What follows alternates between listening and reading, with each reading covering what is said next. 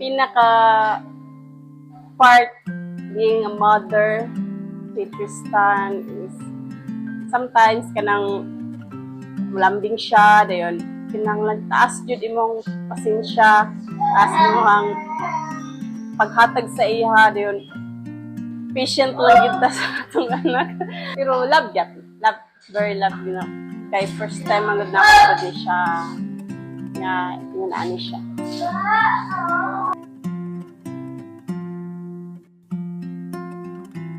Ako pinakaganahan nga parts sa time since panganak na kong anak, since first baby na ako murag ka nang panganak na ako sa iya ha kuan jud prescribed jud na niya pinaka memorable moment ako sa iya ha kay murag na relief ko ba since pagkaanak na ako sa iyahan sakit daghan kay kung sakit nga nabaltian di pagka cry niya murag nawala ang sakit then pagdako pud niya kanang loving kay siya ba kanang balik na siya halok, murag ma-feel din mo nga, uy, nanay na jug ko kay kanang akong anak, kay naana diri murag kanang balik na siya hug, mag-kiss, niya, iya kong ilambing-lambingon ko nga, uy, hindi nindot dahil may mukhang mami.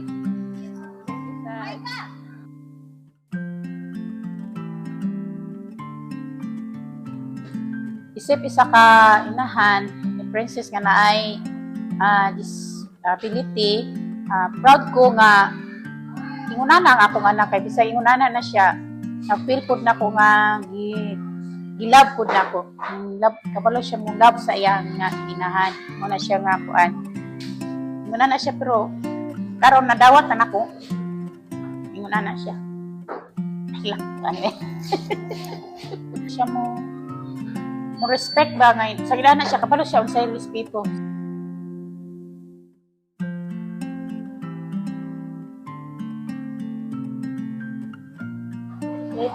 As mother sa ako ang anak nga kanang late development, dako ko pasalamat sa iya sa iyang kinabuhi.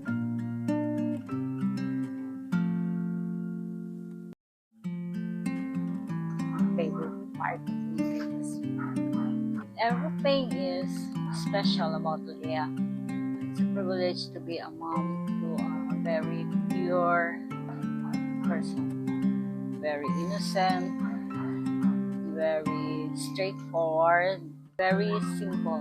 To be a mom to a person that you come in contact with so much innocence, purity, and very genuine, just simple. Taught me to be patient, to be gentle, to be real, and to be simple, to appreciate life without anything else, like no luxury.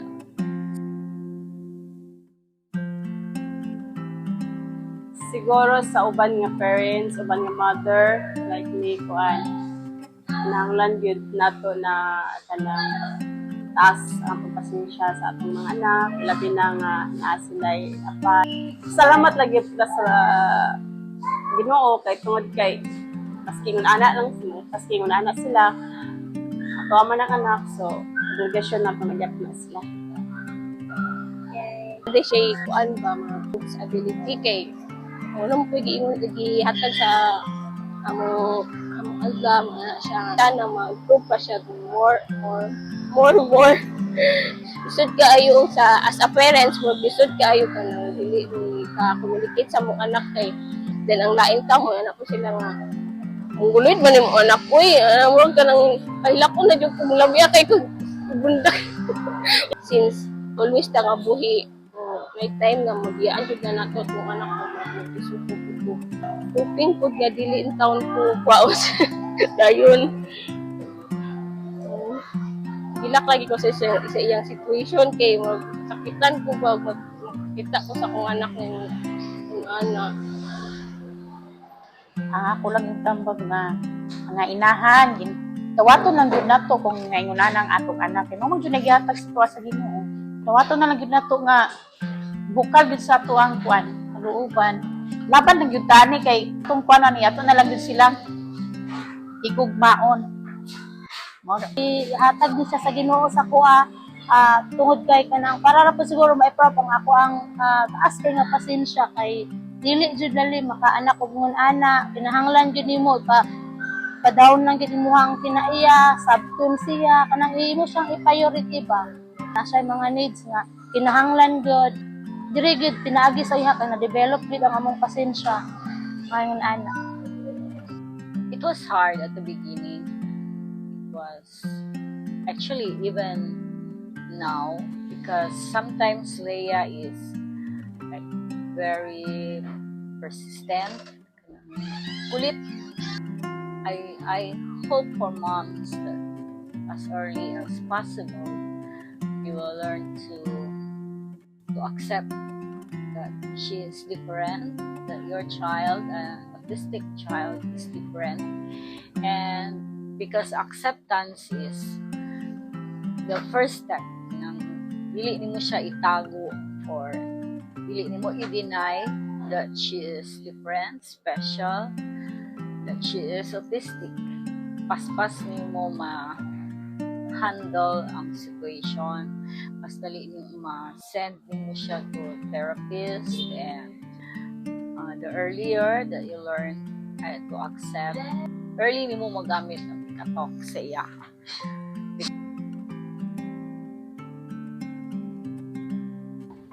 Dako niya po. I hope nga kanang naka-istorya na siya.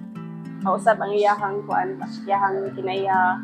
Dili na sa ingon nga kanang kiyat kayo, good boy, healthy o long life. Hoping jud ko nga ma-change ka nang kuan ba ma-normal kung maka-socialize siya sa laing tao. Parihan niya, successful siya sa iyang life. Independent siya sa iyang kuan movement niya kung sarili.